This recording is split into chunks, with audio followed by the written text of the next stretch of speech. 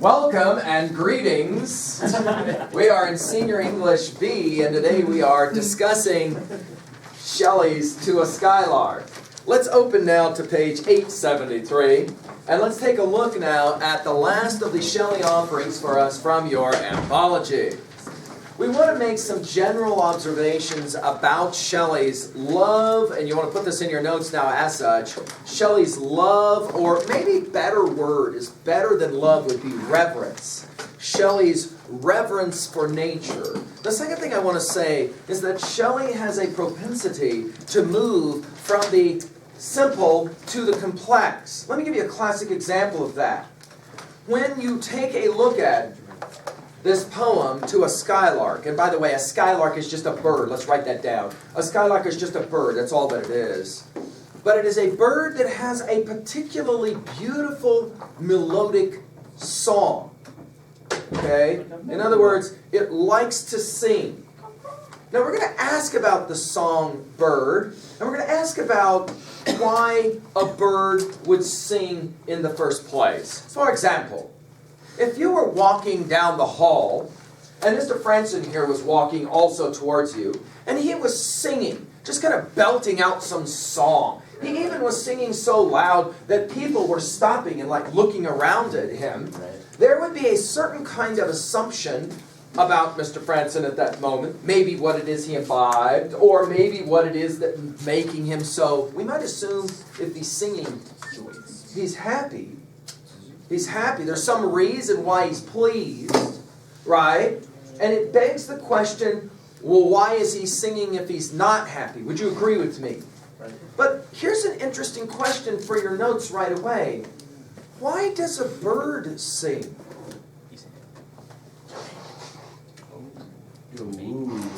See, now this is interesting. I've asked this question before, and sometimes seniors go, I know that here coming pretty quickly, one of the things that will happen in the early morning is that these birds are going to find a way to wake me up because they all start singing in unison quite loud. But I guess I've never really asked the question, why does a bird sing?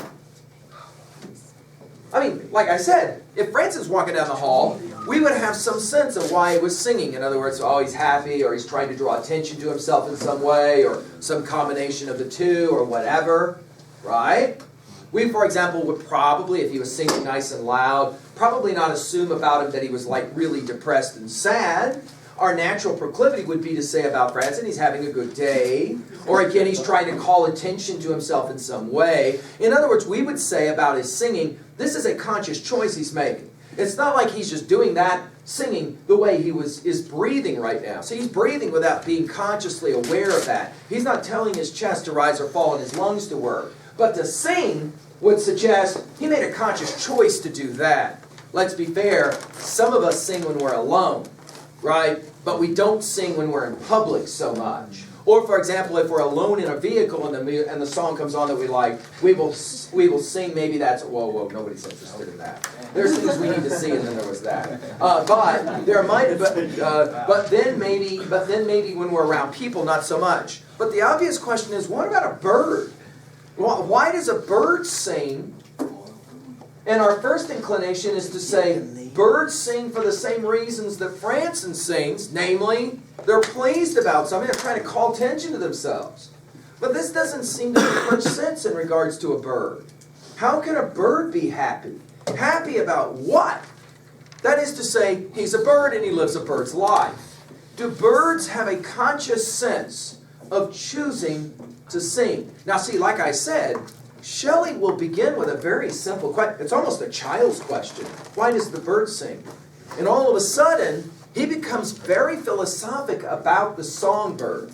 With that in mind, let's turn to the poem itself. And as we are often wont to do, we read, then we exegete. Let's go ahead now and just read together. I should tell you, 2 different times in my lecturing of this poem over the course of the last, now almost 3 decades. 2 different times I've been able to lecture this poem when it was so warm outside, I could have all those windows open, and it was a lovely, lovely day. And 2 different times, a bird came and sat in Ruthie's tree and started singing so loud that I literally had to stop reading the poem. I kid you not. It freaked out my students, by the way, that I was reading a poem that celebrates the song of a bird, and a song of a bird became so loud because it was reverberating into that little area out there, and my windows were all open, that I finally just stopped and said, right, why would we read about it when we could actually just enjoy it? And of course my students were all kind of freaked out because they were like, whoa, is that like a prop out there and you just hit a button and it starts singing? Is that a real bird? No, that's a real bird. Let's take a look now at this poem, To a Skylark, shall we? And as we read, for your notes now, as we read, because my assumption is you've already seen this poem once, and so we're coming back to it. As we read, at level 1, you'll want to jot down everything that you can see that he says about what the bird represents or symbolizes. So you're ready to start writing some of that down. Everything that the bird seems to represent or symbolize, this singing bird. Shall we read? I'm on 873. Hail to thee, blithe spirit, bird thou never wert, that from heaven or near it pourest thy full heart in profuse strains of unpremeditated art. Higher still and higher, from the earth thou springest like a cloud of fire. The blue deep thou wingest and singest, still dost soar, and soaring ever singest. In the golden lightning of the sunken sun, o'er which clouds are brightening, thou dost float and run like an unbodied joy, whose race is just begun. The pale purple even melts around thy flight. Like a star of heaven in the broad daylight, thou art unseen, and yet I hear thy shrill delight. Keen as are the arrows of that silver sphere, whose intense lamp narrows in the white dawn clear, until we hardly see, we feel that it is there. All the earth and air with thy voice is loud, as when night is bare, from one lonely cloud the moon rains out her beams, and heaven is overflowed. What thou art, we know not. What is most like thee? From rainbow clouds there flow not drops so bright to see, as from thy present showers a rain of melody. Like a poet hidden in the light of thought, singing hymns unbidden till the world is wrought to sympathy with hopes and fears it heeded not. Like a high-born maiden in a palace tower, soothing her love-laden soul in secret hour with music sweet as love which overflows her bower. Like a glowworm, golden in a dell of dew, scattering unbeholden its aerial hue among the flowers and grass which screen it from the view. Like a rose embowered in its own green leaves, by warm winds deflowered, till the scent it gives makes faint with too much sweet those heavy winged leaves.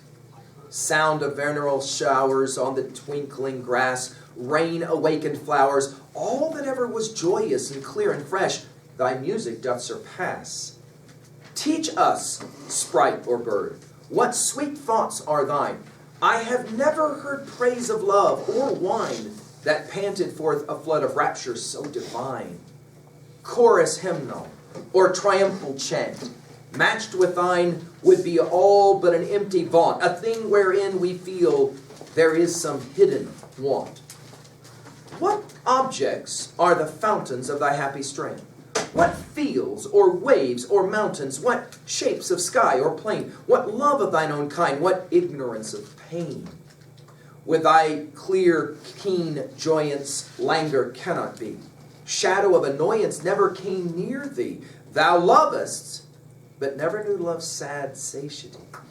Waking or asleep, thou of death must deem things more true and deep than we mortals dream. Or how could thy notes flow in such a crystal stream? We look before and after, and pine for what is not. Our sincerest laughter with some pain is fraught. Our sweetest songs are those that tell of saddest thought. Yet if we could scorn hate and pride and fear, if we were things born not to shed a tear, I know not how thy joy we should come near. Better than all measures of delightful sound, better than all treasures that in books are found, thy skill to poet were, thou scorner of the ground. Teach me half the gladness that thy brain must know. Such harmonious madness from my lips would flow, the world should listen then, as I am listening now.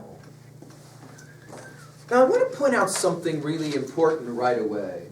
Shelley will move from the very simple to the complex. And the way he does it is through, now I'm working at 2B, through the simile. The simile. Okay? Now back to it again. What is it that makes Mr. Franson want to whistle? It might be, of course, reading of a poem about a bird that's singing. It might be involuntary, that is to say, not even thinking about it. But when you see it happen, your first inclinations are to ask simply, why? Notice Shelley, though, does not begin there. Rather, Shelley begins with the question to the bird, who are you? Now that's an interesting question. There are students I have taught who have never really looked at a bird very closely. They just kind of take it for granted, these little creatures that fly all over the place and sing. What Shelley wants you to do is the next time you hear the song of a bird, and it will happen here soon. Remember, if winter come, can what? If winter come, can what? Can spring be far behind? That is to say, if there are no birds singing, and I think that some of you maybe already in the last couple of days started to hear one or two songbirds, if you're starting to pay attention. Are you ready for this? This poem will put you aware of actually looking to hear the songbird. And when you hear the song of the bird, you will maybe think differently again after this poem. Notice how he begins. He starts out, first of all, by asking, who are you? Maybe even more particularly, what are you? Notice right away in each stanza, he will begin to work with similes. Oh, what's a simile? A comparison using what? Like or as. Let's scan quickly through this poem. By the way, a number of these are going to come up on the exam. That's why I'm pointing them out to you. Where there's going to be similes, comparisons using like or as. He can't really talk about what a bird is without somehow comparing it to something else. These comparisons are quite fascinating. Take a look at how he does it. First of all, he'll say, hail to thee, blithe spirit, bird thou never wert, that from heaven or near it pourest thy full heart in profuse strains of, look what he calls the songbird, unpremeditated art. Like I said, if Franson's walking down the hall singing or whistling, we have a sense that that's premeditated. In other words, we would say to him, you're aware you're doing that. Notice, see, this is fascinating. I've had students in music that say, you know what, you're absolutely right about that. We practice to perform in front of an audience for a long time. And then finally we get up there and we all are singing together or we're all playing together and we're producing music. We listen to music every day when we turn on our iTunes or whatever, and we understand that music was all constructed, first usually by someone who wrote it, and then by a group of people or a person who perform it. That's premeditated. But what about a bird? What do you do? Stay up all night practicing in his brain the song he was going to sing? See, it's counterintuitive. We have the sense that the bird just opens his mouth, his beak. Oh yeah, this is fascinating. Right now, if we did this, and I were to say to Franson, I'm going to pay you 10 grand, but here's what you got to do. You got to stand in front of us and start screaming a song out as loud as you can. It's got to be loud enough that we can hear your voice down around the hall, and we're going to ask you to sustain that energy. We're going to ask you to sustain that energy for 2 hours. Ready, go. But there are some of you who will report, wait, stay with me, stay with me. Don't get lost as children on my word picture, because some of you will go, I'll be danged, I never thought about this. There are some of you who are awake by virtue of the songbird at 6 a.m., and they're still singing at 8. And this is loud enough that you can put your head under a pillow and still hear the songbird. How does a throat so small as a little tiny bird sing for 2 and 3 hours without getting hoarse? The voice never goes away. The bird can sing forever, and he never loses his... How do you explain that fact? In other words, there's no practice involved. There's no, okay, we're going to do this thing where we all have to stand up on risers and practice over and over again. We don't got to do any of that. And this bird can sing forever. Where does he get that level of energy? See, these are all questions for Shelley. They are going to be questions for Shelley that will ultimately lead him to ask about what it means to not be a bird, but what it means to be an artist. What it means to be, in his case, a poet, we might say. Look at the next one. Higher still and higher from the earth thou springest. Here's our first comparison. I'd start writing these down if it was me as we get ready from stanza number 2. He says that the bird's song is like a cloud of fire. That's an interesting one. The deep blue thou wingest, and singest still to soar, and soaring ever singest. In other words, it's an amazing thing. For example, if I were to ask Francis to stand up and start singing, but he's got to jump up and down. Think about this. After a while, this would become fatiguing for him, and yet a bird can sing and fly. And Shelley is blown away by that fact. A bird can sustain flight and sing. How does he do that? Who taught him how to do that? Look at the next stanza. In the golden lightning of the sunken sun, o'er which clouds are brightening, thou dost float and run. Here comes another simile. Like an unbodied joy, whose race is just begun. There are 1 or 2 athletes who I've taught over the years who can go out and run, and it's actually fun for them. They enjoy it. They literally love the feeling of flying through the air as they run. They like that feeling as this bird does. The bird seems to enjoy flight. Notice it's an unbodied joy. Look at the next one on top of page 874. The pale purple even melts around thy flight. Here comes another one. Do you see it? Uh-oh. You know this is coming on the exam. In other words, these comparisons using like or as, these similes, you're going to get the like, and they're going to have options available to you. So this is why you're writing these down. Look at the next one. Like a star of heaven in the broad daylight, thou art unseen, but yet I hear thy shrill delight. You can hear the songbird before you ever see the bird. And in fact, I've had students that will report, I never noticed this, but if there's a whole tree of birds and I'm trying to pick out the one that song I can actually sing, and I start looking for them, a lot of times you can't even see them. They're amazing. They can camouflage. They're often so small. And then when you finally can pick out who the actual bird is that's singing, right? I've had 1 or 2 students that will report, it's funny how you mature. When you're young and stupid, you think about as a young kid maybe popping one of those things with a BB gun or something like that, But as you get older, you start to, we read Rime of the Ancient Mariner. Oh yeah, nobody commented on that one. Of course, what's a 3A observation? Remember 3A, I'm comparing another text. What's a famous novel about shooting a bird? You're right, To Kill a Mockingbird. You'll remember from your sophomore year, the whole title of that novel is setting around the idea of knocking a bird out of a tree with a BB gun. But wait a minute. Do you think that Harper Lee knew anything about, the author of To Kill a Mockingbird, knew anything about Coleridge's Rime of the Ancient Mariner? You bet she did. Do you think she knew anything about this poem, To a Skylark? You bet she did. At some point as you age, can we say this without insult? At some point as we age, the simple, silly things of our youth transform into what Wordsworth calls elevated thoughts. And we start thinking about a bird differently. Not as something you blow out of a tree, but something that's quite remarkable, that you can't really even explain all the time. Look at the next one. Keen as are the arrows. We've got a different kind of metaphor simile.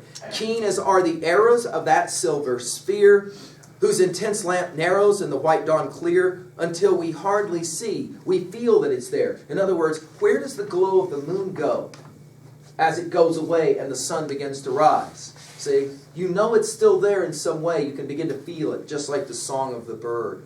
All the earth and air with thy voice is loud, as, here we go, another comparison, as when night is bare from one lonely cloud, the moon rains out her beams and heaven is overflowed. I'm hoping that you're writing down in your own words what each one of these similes are. Don't be shocked if a number of them end up on the exam. Look at the next one. What thou art, we know not. What is most like thee? Now here we go, another series of similes. What is the song of a bird most like? He comes up with some interesting ones. Notice, from rainbow clouds there flow not drops so bright to see. In other words, of course Shelley knew Wordsworth's poem, my heart leaps up when I behold a rainbow in the sky. Get happy. So was it when my life began, so is it now I am a man, so be it when I shall grow older, let me die. Remember that poem. Notice here, he says, the songbird, the song of the bird is kind of like a rainbow. Those who like music have never maybe thought about this as an interesting simile. A beautiful melody is like a rainbow. It inspires in you a certain kind of respect, wonder. Wow, it's beautiful. My heart leaps up when I behold a rainbow in the sky. Look at the next one. Notice he says, like a poet. Uh-oh, now this will be the first time that he seems to kind of come to have an identification with the poem, with the bird in a way that he'll finish the poem with. So this one's a big time simile here. Like a poet hidden in the light of thought, singing hymns unbidden till the world is wrought to sympathy with hopes and fears that he did not. The songbird is like a poet who is singing out lines of poetry. Look at the next one. Some of you will like this word picture. Like a high-born maiden in a palace tower. You're, of course, maybe familiar with that whole story from ancient antiquity of Rapunzel. Let down your hair, blah, blah, blah. The notion of a beautiful woman sitting up in a tower singing is a very ancient one. And when we hit Tennyson's Lady of Shalott, we'll meet this one again. But notice here, it's like listening to a beautiful woman sing from a tower, the bird singing. Look at the next one. Like a glowworm, golden in a dell of dew, skating unbeholden its aerial hue among the flowers and grass. Look at the next one. Like a rose. This is an interesting word picture. The songbird will make you look at a flower differently the next time. Because if you can marvel at the sound of a bird, you might also marvel at the fact that Ruthie's tree will soon bud leaves, or a flower will bloom. And that in and of itself is quite mysterious as well for a poet. Notice the next one. Sound of veneral showers on the twinkling grass, rain awakened flowers, all that ever was joyous and clear and fresh. Thy music doth surpass. The song of the bird is more amazing than a field of daffodils. Beautiful flowers. Now he's going to turn to the bird, much like he did in Ode to the West Wind, and he's going to ask the bird to do something. Take a look. I'm on page 875. Teach us, sprite or bird, what sweet thoughts are thine. I never heard praise of love or wine that panted forth a flood of rapture so divine. In other words, as loud and as beautiful as Francie could sing, he says a bird does it better. And the bird does it without any kind of singing school. The bird does it better. And interestingly, birds seem to be able to do this from a very young age. They can sing. Teach us how to be so happy. Look at the next one. Chorus, hymnal, triumphant chant, matched with thine would be all but an empty vaunt. A thing therein we feel there is some hidden want. You can join a chorus, you can sing all you want to, and a bird outdoes you every time. How does that work? How can you explain that fact? He says, it's quite remarkable. Look at the next one. Now these are interesting questions, and like I said, he goes from the simple to the complex. And if you can get your brain around some of these questions, you will begin to go, I'll be danged, I never thought about that. Look at what he asks. What objects are the fountains of thy happy strength? If you could walk up to the bird and go, okay, I need you to stop for just a second. Why are you singing? I need you to tell me, what is it that leads you to sing? What are the objects that lead you to sing? Question, do you think the bird knows? Do you think the bird has any capacity to know that? Or rather, does the bird simply sing because it's got this sense of tremendous joy? It's got no other reason to sing. Now, of course, a biologist will tell us that a bird sings obviously for mating reasons in the spring, but also for survival, right? This is the way they communicate, we're often told. In other words, it's the way that they can protect themselves. Shelley is not going to take always such a scientific view. Take a look at what he asks next. What fields or waves or mountains, what shapes of sky or plain, what love of thine own kind, what ignorance of pain? Are you singing because you are free of pain? He's asking these questions. With thy clear, keen joyance, languor cannot be. You must not, in other words, he says to the bird, you can't be unhappy and sing the way you're singing. Look at the next one. He says, shadow of annoyance never came near thee. Thou lovest, but never knew love's sad satiety. Now this is interesting, given that we're just around the corner from Valentine's Day. He says, you might know love as a bird, but you never know lost love.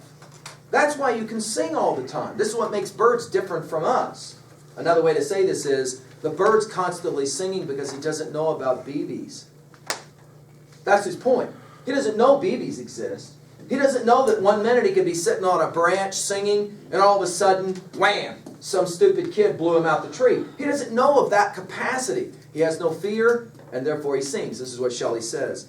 Look at what he says next. Waking or asleep, thou of death must deem things more true and deep than we mortals dream. Or how could thy notes flow in such a crystal stream? Now this is interesting. He says the bird's smarter than you. The bird knows things you don't know, which is why the bird can sing all the time and you can't. Who's better off? The bird who sings all the time, or you who often... We're back to that text again, aren't we? Yes, in the Burns text. Yeah, that's right. To a mouse. Notice the next one. We look before, and these are lines some of my seniors write down because it blows them away. Look at what he says. We look, he's talking about us, humans. We look before and after and pine for what is not. Boy, does this sound like us. I can hardly wait until I'm out of 8th grade and I become a 9th grader. I can hardly wait until I'm out of senior year and I can become another 9th grader. We always seem to want the thing we don't have.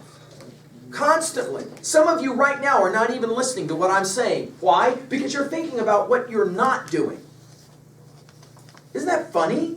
We spend most of our time thinking about what we're not doing. Biting on our nails or our pencil top, thinking, doing Wally hands, worrying about our future. It's not even here. The one thing you got is right now, and most of you aren't even here. You spend your whole life this way. When's it going to be over? Tick-tock, tick-tock, tick-tock. When do I get to graduate? Tick-tock, tick-tock. When do I get to be... Oh, yeah. Do you think it's at all possible you live at home with people who this line works for? We look before and after and pine for what is not. Look at what he says next. Our sincerest laughter with some pain is fraught. Our sweetest songs are those that tell of saddest thought. Watch a guy dying laughing. Just dying. And he's head's thrown back, dying laughing. Shelley says the reason he's laughing so hard is not because he's happy, it's because he's sad. Buried beneath the joy is the realization this feeling cannot last. It must go away. That's what makes joy for a human such a sad reality. Think about Christmas as a kid. No matter how great it was, it had to end. Right? Even if you got everything you wanted, the day ended, and the next thing happened, and then the next thing happened. I remember taking my kid Mikey, to this amazing roller coaster park in Northern California. All roller coasters. Amazing, amazing, right? I mean, all day long. We walk in. He's only 7. We walk in. 1 minute he's jumping up and down the way 7-year-old boys do because they're about to go puke their guts out over and over again. The next thing I know, he's really sad. He's like walking there on the road. I go, someone's up, and he said, I'm sad. And I go, what about? He goes, because I realize I'm going to have a great time today, and then I got to leave. Right. Right, see, we get this sense. Shelley points out something. This is how humans and birds are different. Birds just sing. Humans have to ask why. Funny thing, if Franson starts whistling in the middle of class, McElhaney's going to go, I wonder why. You don't ask that about a bird. Birds naturally are creatures of joy. Question, why can't humans be? Why can't humans be creatures of unbridled joy? Unpremeditated joy. Take a look at the next one. Yet if we could scorn hate and pride and fear, if we could somehow get rid of those things out of our life, if we were things born not to shed a tear, can you imagine never crying, never being sad again in your life?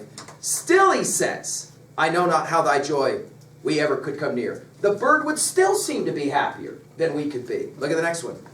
Better than all measures of delightful sound, better than all treasures that in books are found. You can't write a poem that comes close, he says. Thy skill to poet were, thou scorner of the ground. He's a better poet than Shelley. Shelley admits it. Teach me, he asks the bird now a last request. Stay with me and then we'll finish. Teach me half the gladness that thy brain must know. Such harmonious, look what he calls it, madness from my lips would flow. The world should listen then as I am listening now. He says, if only I could be more like the bird who sings for nothing more than the song. There doesn't have to be anything premeditated. I have ball players that ask this question all the time. Why is it that it can't just be for fun? Why can't it just be for joy? Why does it have to be for something other than that? Of course, that begs a really intriguing question. What are you doing with your senior year? You're wasting it trying to get out of it. And then when you finally get there and June 1 finally comes, and you're going to look back and go, well, it's all over. I was working so hard to get to this point. Of course, by then it'll be, uh-oh, what am I going to do September 1? Uh-oh, tick-tock, tick-tock, tick-tock, 100 days, and then what am I going to... At what point will you stop living your life constantly looking for the reason in the future? Shelley asks, why can't you be more like a bird and just live in the present and enjoy what is now? Some of you will say, I don't know how to do that. Shelley says, that's because you haven't thought enough about a bird. Now all of a sudden, Shelley's got you. And the next time you hear a bird singing in the morning, you will think differently. In his defense of poetry, Shelley says the following. He says, great poets know how to take something so simple and make you see it a different way the next time. Think about the way he's done that in this poem. It's not a dumb bird. Whether it's a songbird or a mockingbird, it's not a dumb bird. It is something that can teach you if you have the capacity to pay attention. My heart leaps up when I behold a rainbow in the sky. This is a romantic intuition, we might say. All right?